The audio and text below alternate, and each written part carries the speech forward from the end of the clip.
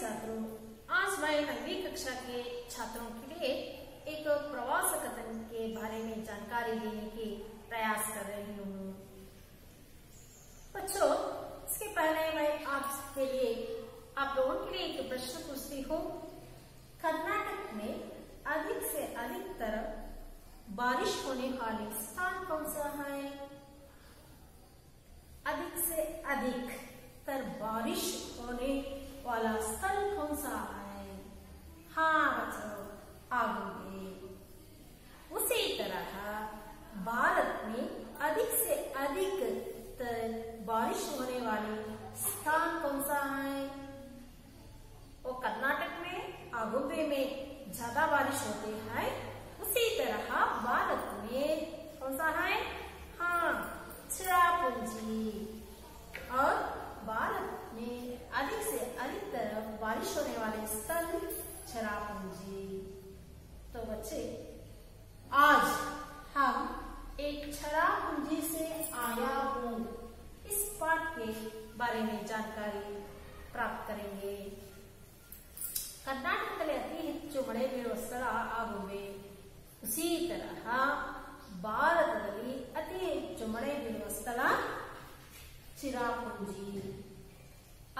एक चिरापुंजी से आया हूँ इस पाठ का लेकर प्रदीप पंत है। चिरापुंजी से आया हूँ ये एक पाठ साहित्यिक विधा है, यात्रा वृत्तांत या यात्रा वृत्तांत का एक विधि है। और इस यात्रा वृत्तांत इसका अर्थ क्या है? ಕನ್ನಡದಲ್ಲಿ ಪ್ರವಾಸ ಕಥನ. ತನ್ನ ಪ್ರವಾಸ ಕಥನ ಅಂತ ಸಹ ನಾವು ಹೇಳ್ತೇವೆ.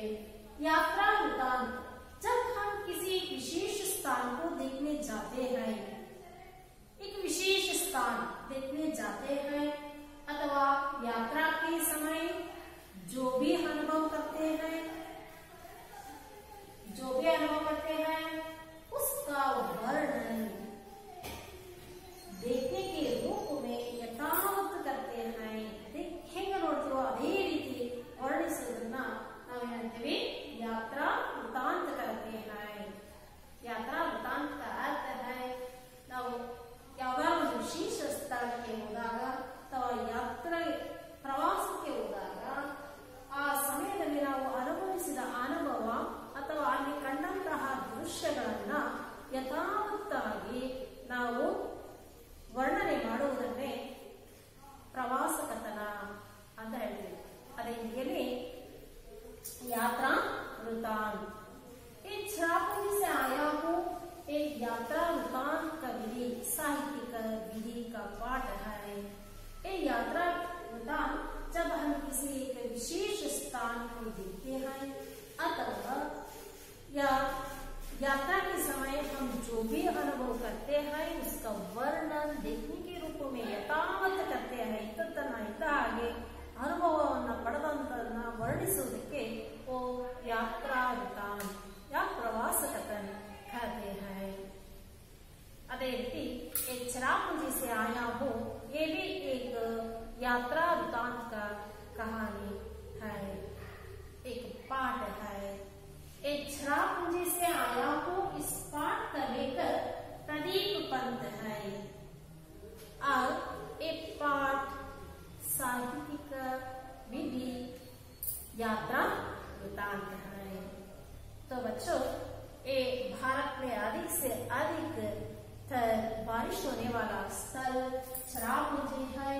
और लेखक ने एक चिरापुंजी का यात्रा किया है. उस समय जो अनुभव किया है और क्या क्या देखा है उसका वर्णन यहाँ पर किया है. तो बच्चों, इस पाठ पढ़ने से पहले हम इस पाठ का लेकर चिरापुंजी से आया हूँ इस पाठ का लेकर प्रदीप पंत जी का परिचय प्राप्त करेंगे. प्रदीप पंत जी का परिचय. चिरापुंजी से आया हूँ इस पाठ का लेखक प्रदीप पंत जी हैं. और चिरापुंजी अब एक भारत नक्शे को देखते हैं ना, और उस पर पूर्व भारत के पूर्व दिशा पर चिरापुंजी है और हरा रंग में है और चिरापुंजी का स्थल है और बहुत ही सुंदर पर्वतीय स्थल है। चिरापुंजी कहाँ है? भारत के पूर्व में चिरापुंजी है। जो इस पाठ का लेखक प्रदीप पंत जी चिरापुंजी में जो यात्रा करते समय जो उन्होंने देखा और अनुभव किया उसका यथावत चित्रण इस पाठ में किया है। तो बच्चों, अब हम प्रदीप पंत जी का परिचय प्राप्त करेंगे। लेखक परिचय। प्रदीप पंत जी का जन्म। प्रदीप पंत जी का जन्म लखनऊ के हल्द्वानी उत्तराखंड में 24 अप्रैल 1941 को हुआ। पंत जी के अब तक 6 उपन्यास प्रकाशित हुए हैं। पंत जी की कन्नड़ में अनुदित कहानियों का संकलन न्याय ಮತ್ತು इतरे कथೆಗಳು शीर्षक से प्रकाशित है। पंत जी के देश विदेश के यात्रा संस्मरण के 4 संकलन हैं। पंत जी का जन्म कब हुआ? 1941 में 24 अप्रैल 1941 को हुआ। और कहाँ हुआ? लखनऊ के हल्द्वानी उत्तराखंड में हुआ। वो कन्नड़ में अनुदित कहानियों का संकलन का नाम क्या है? न्याय ಮತ್ತು इतरे कथೆಗಳು।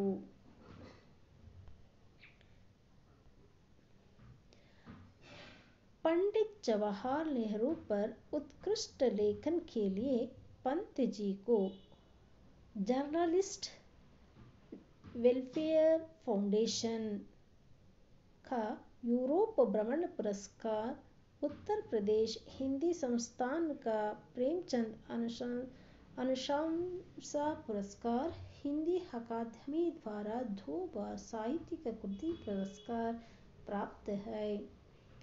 साहित्यकार सम्मान, उत्कृष्ट व्यंग्य लेखन के लिए हिंदी भवन नई दिल्ली व्यंग्यश्री सम्मान भी प्राप्त हुई है। इस तरह प्रदीप पंत जी को अनेकों पुरस्कार मिला है। जो बच्चों अब तक प्रदीप पंत जी का परिचय प्राप्त किया है। चिरापुंजी से आया हूँ इस पाठ का लेकर प्रदीप पंत जी का परिचय अब हम प्राप्त किए हैं। और आगे का पाठ, इस पाठ में चिरापुंजी से आया हूँ इस पाठ में आने वाले नए शब्द के अर्थ के बारे में अब हम जानकारी प्राप्त करेंगे। और शब्दार्थ: उमड़ घुमड़, चारों ओर से गिरना, सुತ್ತಲೂ ಆವರಿಸುವುದು, ಹರಿತಿನ, ಹರಿಯಾಳಿ, ಕನ್ನಡದಲ್ಲಿ ಅಚ್ಚ ಹಸಿರು, ಎಲ್ಲಿ ನೋಡಿದ್ರೆ ಅಚ್ಚ ಹಸಿರು हरियाली। दरख्त इस पद का अर्थ है पेड़ या वृक्ष। बूंदा बांदी, वर्षा। खपत, माल की बिक्री। पन बिजली, जल विद्युत। पानी से तैयार होना बिजली को पन बिजली कहते हैं या जल विद्युत भी कहते हैं। जल विद्युत ಅಂತ ಕನ್ನಡದಲ್ಲಿ ಹೇಳ್ತೀವಲ್ಲ। विहारन, ध्यान पूर्वक देखना। कुहरा, धुंधा, इब्बनी, गुलाबी। अंचल, प्रांत। ये सभी इस पाठ में आने वाले नए शब्द है। इसका अर्थ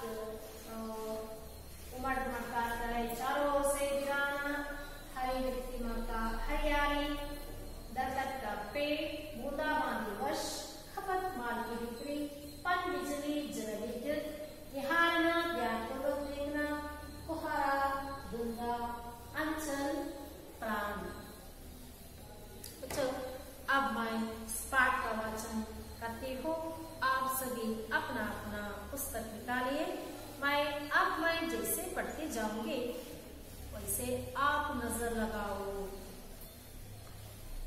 और एक प्रवास कथन है, चरापूंजी से आया हूं, एक यात्रा वृतांत करते हैं हिंदी में। ಲೇಖಕರು ಪ್ರದೀಪ್ ಪಂತರು ಚಿರಾಪುಂಜಿಗೆ ಹೋದಾಗ ಅಲ್ಲಿ ನೋಡಿದಂತಹ ತಮ್ಮ ಅನುಭವವನ್ನ ಈ ಪಾಠದಲ್ಲಿ ಪ್ರಸ್ತುತಪಡಿಸಿದ್ದಾರೆ। इसके पहले इस पाठ का आशय क्या है? पाठ का आशय है यात्रा से प्रादेशिक ज्ञान प्राप्त होता है। हम प्रवास क्यों जाते हैं? ನಾವು ಪ್ರವಾಸ ಮಾಡಕ್ಕೆ ಹೋಗ್ತೀವಿ ज्ञान प्राप्त करने के लिए। प्रादेशिक ज्ञान, शैक्षणिक ज्ञान, सभी का ज्ञान प्राप्त करने के लिए हम प्रवास जाते हैं।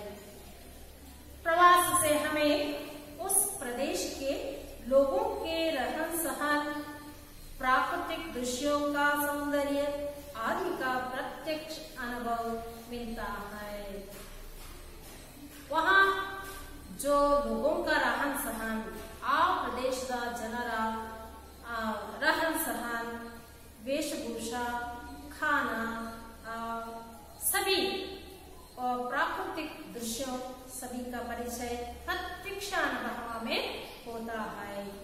इस पाठ द्वारा छात्र चिरापुंजी का परिचय प्राप्त कर सकते हैं। इसी तरह इस पाठ से हमें चिरापुंजी का परिचय होता है। और आगे देखिए, पाठ को देखिए। पहले मैं वाचन करती हूँ। मेघालय, मेघालय यानी बादलों का घर। मेघालय का अर्थ है बादलों का घर, बादल ಮೋಡಗಳ ಮನೆ।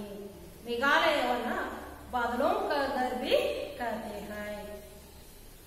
और मेघालय की राजधानी शिलांग एक हरा भरा पर्वतीय नगर, जहां हर वक्त बादल उमड़ते घुमड़ते रहते हैं। इतना बड़ा स्वच्छ सुंदर पर्वतीय नगर उत्तर भारत में कहीं नहीं है। ऐसा हरितिमा भी शायद ही कहीं देखने को मिले। श्रीलंका से चिरापुंजी की ओर जाता मार्ग दोनों ओर पहाड़ों और दरख्तों से फटा पड़ा है। यहाँ ऊंचा नीचा सर्पखान रास्ते को पार करते हुए दिखाई पड़ते हैं बादल। बहती है सुहानी हवा और कभी कभी हो जाती है बूंदाबांदी। हमारी जीप श्रीलंका से 53 किलोमीटर दूर चिरापुंजी की ओर बढ़ रही है। मेरे साथ राज्य के एक अधिकारी श्री संगमा और उनके 2 दोस्त बैठे हैं। मैं जीप की खिड़की बंद करते हुए संगमा से पूछता हूँ, क्या साल भर यहाँ वर्षा होती रहती है? जी हाँ, संगमा कहते हैं। आपको जानकर ताज्जुब होगा कि मेघालय में खपत से ज्यादा पन बिजली का उत्पादन होता है। हम अतिरिक्त बिजली अन्य राज्यों को दे देते हैं। ऐसा मैं सचमुच आश्चर्य से पूछता हूँ। संगमा कहते हैं, वैसे यदि यहाँ सभी घाव बिजली से जगमगा उठे तो भी अतिरिक्त बिजली का उत्पादन होता रहेगा। हम पहाड़ों को निहारते हुए आगे बढ़ रहे हैं। सड़क के उस पार पहाड़ी कोहरे से घिरी हुई है। 3 पर्वतीय अंचलों में बंटा हुआ है। मेघालय खासी पर्वत, खारो पर्वत और जयंतिया पर्वत, इन 3 पर्वतों से वो आज बांटा हुआ है। और इन्हीं 3 पर्वतीय अंचलों से बने हैं 5 जिले। हर अंचल की अपनी अलग संस्कृति है, रीति रिवाज, पर्व, उत्सव, लेकिन हर कई पारिवारिक व्यवस्था मात्र सत्तात्मक है। भूमि, धन, संपत्ति सब मां से बेटी को मिलती है। अच्छा, इस पाठ को विस्तृत रूप में मैं जानकारी देने की प्रयास करती हूँ। अब तक आगे के भाग को अगले कक्षा में मैं पढ़ाती हूँ। इधर विस्तृत रूप आएगा, नोट पढ़िए। मेघालय, मेघालय का अर्थ है बादलों का घर। बादल, मोड़ा, ಮೋಡಗಳ ಮನೆ ಅಂತ ಸಹ ನಾವು ಹೇಳ್ತೇವೆ। मेघ, मेघ का अर्थ है बादल, आलय का अर्थ है घर। मेघ प्लस आलय मेघालय, बादलों का घर है। बादल प्लस घर, बादलों का घर, या मेघ प्लस आलय मेघालय। मेघालय को क्या कहते हैं? बादलों का घर भी कहते हैं। और इस मेघालय की राजधानी, कर्नाटक की राजधानी हाँ बेंगलुरु है। उसी तरह कर्नाटक की राजधानी बेंगलुरु है, उसी तरह मेघालय की राजधानी शिलांग है। मेघालय की राजधानी कौन सी है? शिलांग। एक हरा भरा पर्वतीय नगर। और ಶಿಲಾಂಗ್ कैसे है? हरा भरा हच्च हसिरिನಿಂದ ಕೂಡಿದಂತಹ पर्वतीय नगर। जहां भी देखो पर्वत, हरा भरा हुआ पर्वत है, जहां हर वक्त बादल उमड़ते घुमड़ते रहते हैं। चारों ओर से गिरना, उमड़ते घुमड़ते का अर्थ है हमेशा बादल वो मोड़ कविता वातावरण, मतलब उसी तरह बारिश होने का वातावरण रहते हैं। हर वक्त बादल उमड़ते घुमड़ते रहते हैं। मोड़ मुच्छिरोदु, मोड़ मुच्छोड़िरे ಅಂದ್ರೆ साथ है बारिश होने वाली है, उसी तरह का वातावरण होता है। इतना बड़ा स्वच्छ सुंदर पर्वतीय नगर उत्तर भारत में कहीं नहीं है। इतना सुंदर प्रदेश है, ऐसा प्रदेश हमारे देश में कहाँ भी नहीं मिलता। ऐसा स्वच्छ सुंदर और पर्वतीय नगर है। जहाँ भी देखो पर्वत दिखाते हैं और हरा भरा पर्वत है, बहुत सुंदर लगते हैं और स्वच्छता भी है। इतना बड़ा है ऐसा ಪ್ರದೇಶ, ಇಂತಹ ಸ್ಥಳ ನಮ್ಮ ಭಾರತದಲ್ಲಿ ಮತ್ತೆಲ್ಲೂ ಸಿಗುವುದಿಲ್ಲ ನೋಡೋದಕ್ಕೆ। ऐसा हरितिमा भी शायद ही कहीं देखने को मिले। हरितिमा इसका अर्थ है हरियाली। ऐसा हरितिमा ಒಂದು ಹಚ್ಚ ಹಸಿರಾದ ಪ್ರದೇಶ शायद ಬಹುಶಃ हमें कहीं भी देखने नहीं मिलते। ಇಷ್ಟೊಂದು ಹಚ್ಚ ಹಸಿರಾದ ಪ್ರದೇಶ ನಮಗೆ ನಮ್ಮ ದೇಶದ ಮತ್ತೆಲ್ಲೋ ನೋಡೋದಕ್ಕೆ ಖಂಡಿತ ಸಿಗುವುದು ಇಲ್ಲ। ऐसा बहुत सुंदर पर्वतीय हरा भरा हरितिमी से भरा हुआ ये प्रदेश है। शिलांग से चिरापुंजी की ओर जाता मार्ग दोनों ओर पहाड़ों और दरख्तों से पटा पड़ा है। और शिलांग मेघालय की राजधानी है। शिलांग से चिरापुंजी भारत में अधिक से अधिकतर बारिश होने वाले स्थल है। ಭಾರತದಲ್ಲಿ ಅತಿ ಹೆಚ್ಚು ಮಳೆ ಬೀಳುವಂತಹ ಸ್ಥಳ ಚೆರಾಪುಂಜಿ. ಚೆರಾಪುಂಜಿ कहाँ है? मेघालय में, मेघालय राज्य में. मेघालय की राजधानी ಶಿಲಾಂಗ್ है. मेघालय राज्यದಲ್ಲಿ ಚೆರಾಪುಂಜಿ ಇದೆ. ಈ मेघालय की राजधानी ಶಿಲಾಂಗ್ है. ಶಿಲಾಂಗ್ से ಚೆರಾಪುಂಜಿ. ओ ಶಿಲಾಂಗದಿಂದ ಚೆರಾಪುಂಜಿಗೆ ಹೋಗ್ತಾ ಇರುತ್ತಾ दोनों मार्ग के दोनों ओर ಎರಡು ಬದಿಯಲ್ಲೂ ಸಹ ಹೆಂಗಿದೆ? पहाड़ों और दरख्तों से, दरख्त का अर्थ है पेड़, वृक्ष से फटा पड़ा है. ರಸ್ತೆಯ ಎರಡು ಬದಿಯಲ್ಲೂ ಸಹ ಪರ್ವತಗಳು, ಬೆಟ್ಟ, ಗುಡ್ಡ, ಮರ, ಗಿಡಗಳಿಂದ ತುಂಬಿದೆ. या ऊंचा नीचा सर्पखार रास्ता. वो पर्वतीय रास्ता कैसे होते हैं? ऊंचा होता है, नीचा होता है, और सर्पखार, सर्पकार रास्ता, वो सर्प के जैसे रास्ता. ಆವಿನ ರೀತಿಯಲ್ಲಿ ಸೊಳ್ಳಬಳ ಉಸಿ ತರ ऊंचा ಎತ್ತರಕ್ಕೆ ತಗ್ಗಿನಾಗಿ ಆವಿನ ರೂಪದಲ್ಲಿ वह रास्ता है, वो पर्वतीय रास्ता है. पर्वतीय रास्ता सीधा नहीं हो सकता है, वो सर्पकार भी ही होता है. रास्ते को पार करते हुए दिखाई पड़ते हैं बादल और बहती है सुहानी हवा, और कभी कभी हो जाती है बूंदा बांदी.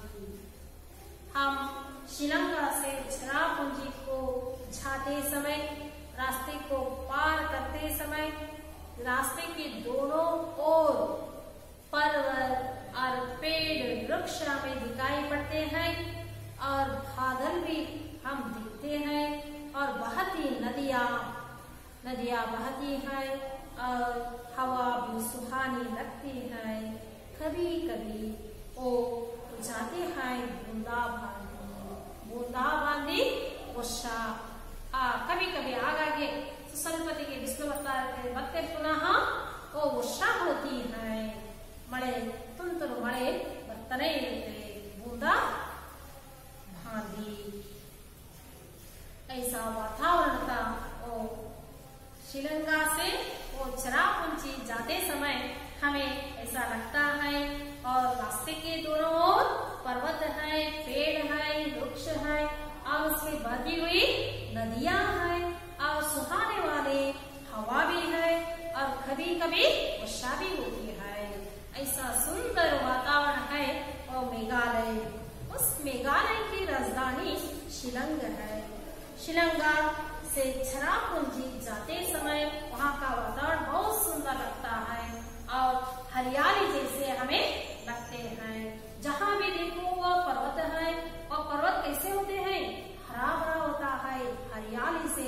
ऐसा सुंदर वातावरण हमारे देश में कहाँ भी नहीं देखने को मिलते हैं. ऐसा सुंदर वातावरण है मेघालय. वो बादलों का घर है.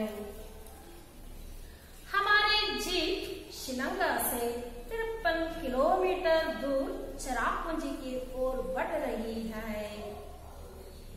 हमारी जीप, किसका जीप? और लेकर प्रदीप पंत जी का जीप. उस जीप में पंत जी बैठे हैं, और शिलांग से 53 किलोमीटर दूर पर ಚೆರಾಪುಂಜಿ है. 53 किलोमीटर. शिलांग से ಚೆರಾಪುಂಜಿ कितने किलोमीटर है? 53. उस तरफ हम बढ़ रहे हैं. मेरे साथ राज्य के अधिकारी श्री संगमा और उनके 2 दोस्त बैठे हैं.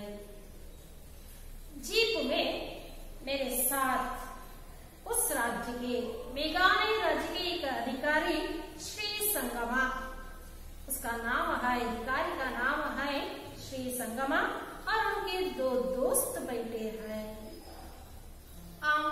हम चारों लोग, उनके अधिकारी श्री संगमा और उनके 2 दोस्त और मैं, इस चारों जीप में शिलांग से ಚೆರಾಪುಂಜಿ की ओर बढ़ रहे थे. जीप मैं जीप की खिड़की बंद करते हुए संगमा से पूछता हूँ।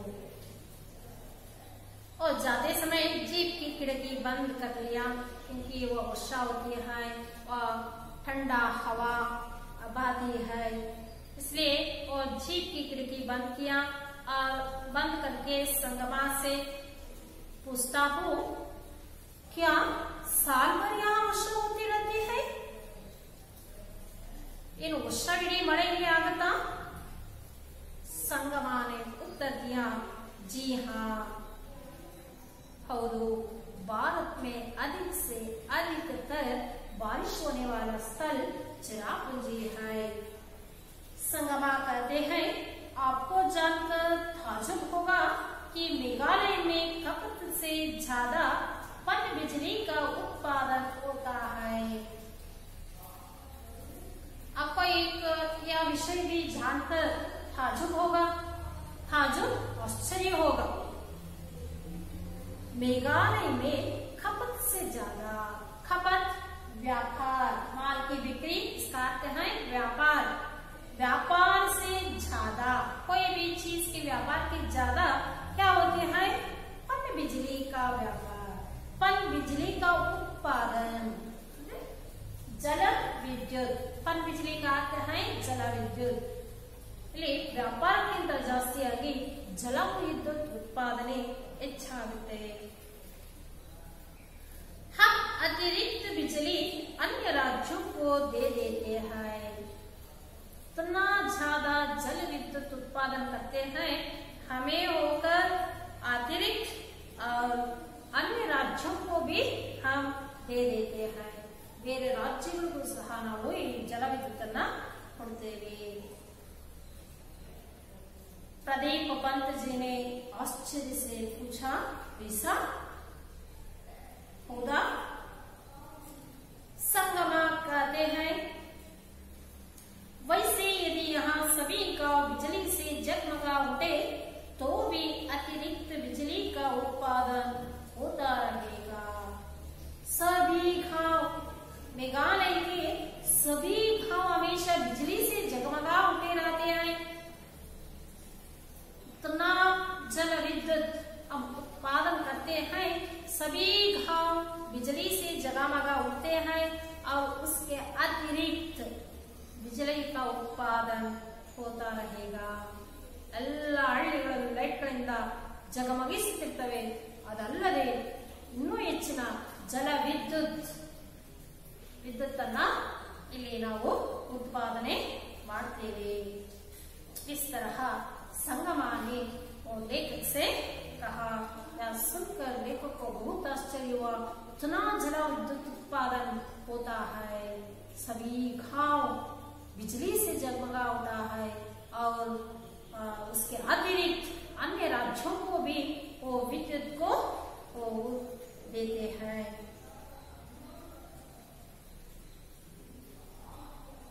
हम पहाड़ों को निहारते हुए आगे बढ़ रहे हैं। निहारना, ध्यान पूर्वक देखना। जीप में बैठकर शिलंगा से चिरापुंजी जीप में जा रहे थे। उस समय हम पहाड़ों को निहारते हुए, पहाड़ों को और रास्ते के दोनों ओर पर्वत है, पेड़ है और पहाड़ भी है, उसको ध्यान पूर्वक देखते हुए आगे बढ़ रहे हैं। मैंने खिड़की के पास बैठकर वो प्राकृतिक सौंदर्य को मैं देखते बहुत खुश हो गया। सड़क के उस पार पहाड़ी कोहरे से घिरी हुई है। रास्ते सड़क के उस पार पहाड़ी कोहरे से घिरी हुई है। कोहरे का अर्थ है धुंदा, धुंदा ಮಂಜು, ಕನ್ನಡದಲ್ಲಿ ಮಂಜು ಅಂತೀವಿ। ಸಡಕ್ ರಸ್ತೆ ಮೇಲೆ ಮತ್ತೆ पहाड़ी कोहरों से घिरी हुई है। सारा सड़क, रास्ता, पहाड़ सभी कोहरे से घिरी हुई है, ಮಂಜಿನಿಂದ ತುಂಬೋಗಿತ್ತು। 3 पर्वतीय अंचलों में बंटा हुआ है। ये मेघालय राज्य ये बादलों का घर है। ये राज्य 3 पर्वतीय अंचलों से बंटा हुआ है। अंचल प्रांत 3 ಪ್ರಾಂತों से बंटा हुआ है। 3 ಪ್ರಾಂತ್ಯಗಳಾಗಿ ವಿಭಜಿಸಲಾಗಿದೆ। ಅವು ಯಾವ್ಯಾವಪ್ಪ ಅಂದ್ರೆ खासी पर्वत, गारो पर्वत और जयंतीय पर्वत। खासी पर्वत, गारो पर्वत और जयंतीय पर्वत, इन 3 पर्वतीय अंचलों से बंटा हुआ है मेघालय। और इन्हीं 3 पर्वतीय अंचलों से बने हैं 5 जिले। ये 3 पर्वतीय हैं, खासी, गारो और जयंतीय। ये 3 पर्वतीय हैं। इन 3 पर्वतीय अंचलों से बना हुआ 5 जिले। हर अंचल की अपनी अलग संस्कृति है। ಪ್ರತಿಯೊಂದು ಪ್ರಾಂತ್ಯಕ್ಕೂ ತಮ್ಮದೇ ಆದ अलग संस्कृति, रीति रिवाज, रहन सहन, पर्व, उत्सव, हब्ब हरिदिनಗಳು, लेकिन हर कहीं आदरे ಎಲ್ಲ ಕಡೆನೂ पारिवारिक व्यवस्था मात्र सत्तात्मक है। वहाँ का पारिवारिक व्यवस्था कौन सा है? मात्र सत्तात्मक। मात्र सत्तात्मक इसका अर्थ क्या है? हमारे कर्नाटक में कौन सी पारिवारिक व्यवस्था है? पितृसत्तात्मक। पितृसत्तात्मक ಅಂತ ಹೇಳ್ತೀವಿ। पितृसत्तात्मक ಅಂದ್ರೆ ಅಪ್ಪನಿಂದ ಮಗನಿಗೆ ಭೂಮಿ, धन, संपत्ति सब पिता से बेटे को मिलता है। ತಂದೆಯಿಂದ ಮಗನಿಗೆ ಭೂಮಿ, ಹಣ, ಅಂತಸ್ತು, ಸಂಪತ್ತು ಎಲ್ಲವೂ ತಂದೆಯಿಂದ ಮಗನಿಗೆ ಸಿಗುತ್ತೆ। लेकिन मेघालय में पारिवारिक व्यवस्था मात्र सत्तात्मक है। मात्र सत्तात्मक का अर्थ है भूमि, धन और संपत्ति सब माँ से बेटे को मिलती है, ತಾಯಿಯಿಂದ ಮಗಳಿಗೆ ಸಿಗುತ್ತೆ। ಹಾಗಾಗಿ ಅಲ್ಲಿಯ ಪಾರಿವಾರಿಕ ವ್ಯವಸ್ಥೆ ಎಂತದು? ಮಾತೃ ಸತ್ತಾತ್ಮಕ। ನಮ್ಮ ಕರ್ನಾಟಕದಲ್ಲಿ ಪಿತೃಸತ್ತಾತ್ಮಕ, ತಂದೆಯಿಂದ ಮಗನಿಗೆ ಬರುತ್ತೆ। ಆದರೆ ಅಲ್ಲೆಲ್ಲ ತಾಯಿಯಿಂದ मगनिगे माँ से बेटी को मिलती है। इसलिए वहाँ का पारिवारिक व्यवस्था मातृ सत्तात्मक है। तो अब तक प्रदीप पंत जी एक बार चिरापुंजी प्रवास गए थे। वहाँ उस चिरापुंजी का प्राकृतिक सौंदर्य का वर्णन जो देखा है, अनुभव किया है, उसका वर्णन यथावत यहाँ पर लिखे हैं। और प्रदीप पंत जी ने एक बार मेघालय पहुंचे थे। मेघालय का अर्थ क्या है? मेघों का आलय, मेघालय बादलों का घर है। और मेघालय की राजधानी शिलांग है। वहाँ का वातावरण कैसा है? बहुत सुंदर है। जहाँ भी देखो पर्वत है, पेड़ है और नदियाँ बहती हैं, सुहानी हवा है और कभी कभी बारिश होती है। जहाँ भी देखो हरियाली ही हरियाली है। ಎಲ್ಲಿ ನೋಡಿದರಲ್ಲಿ ಹಚ್ಚ ಹಸಿರಿನಿಂದ ತುಂಬಿರುವಂತಹ बहुत खूबसूरत एक स्थल है चिरापुंजी। लेखक ने शिलांग से चिरापुंजी कितने किलोमीटर दूर पर है? 53 किलोमीटर दूरी पर है। उस चिरापुंजी जीप में शिलांग से चिरापुंजी जाते समय वहाँ उस राज्य के एक अधिकारी का नाम क्या है? श्री संगमा। और उनके 2 दोस्त हैं। वो तीनों और लेखक के साथ जीप में बैठकर चिरापुंजी की ओर जीप बढ़ रहे थे। उस समय लेखक ने खिड़की के पास बैठकर वहां के प्रकृति सौंदर्य को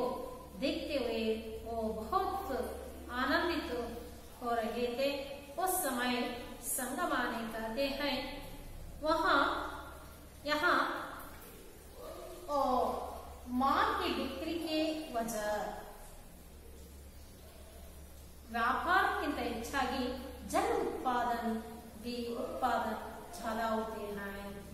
यहाँ जल उत्पादन हमारे राज्य के अतिरिक्त दूसरे राज्य को भी हम देते हैं और सारे मेघालय के सारे गांव भी बिजलियों से जगमगा उठे रहते हैं और भी बिजली का उत्पादन होता रहेगा।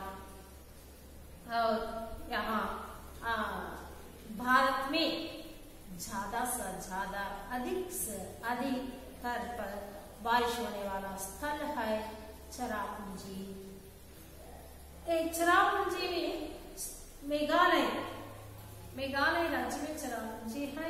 वो मेघालय 3 पर्वतीय अंचलों से बंटा हुआ है।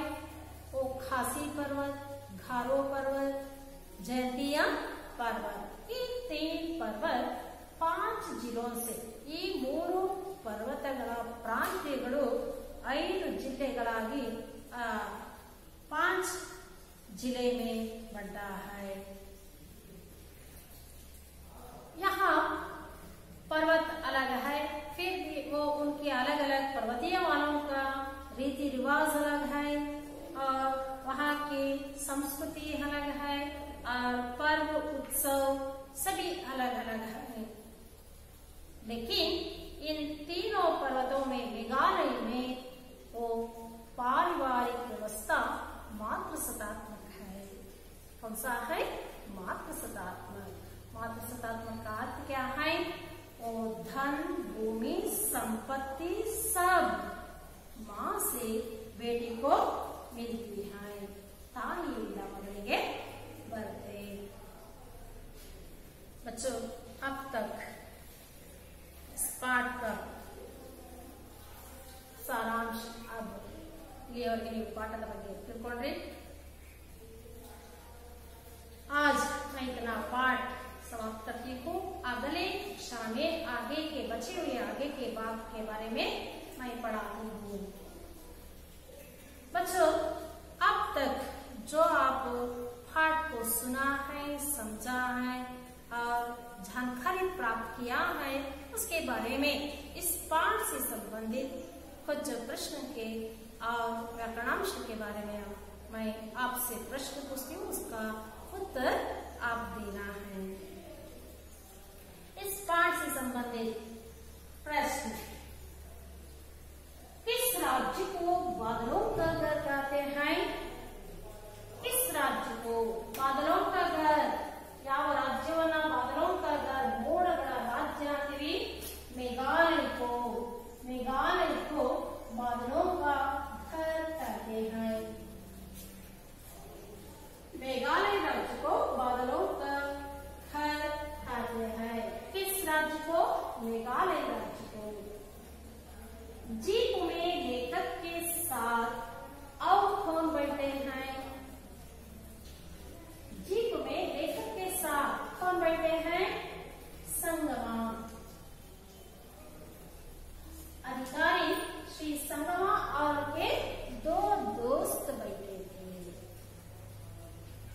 जीप में लेखक प्रदीप पंत के साथ संगमा और उनके 2 दोस्त बैठे हैं। अब तीसरा प्रश्न: मेघालय के 3 पर्वतीय अंचल का नाम लिखिए। मेघालय 3 पर्वतों से बटा हुआ है। उन 3 पर्वतांचलों का नाम क्या है? पहला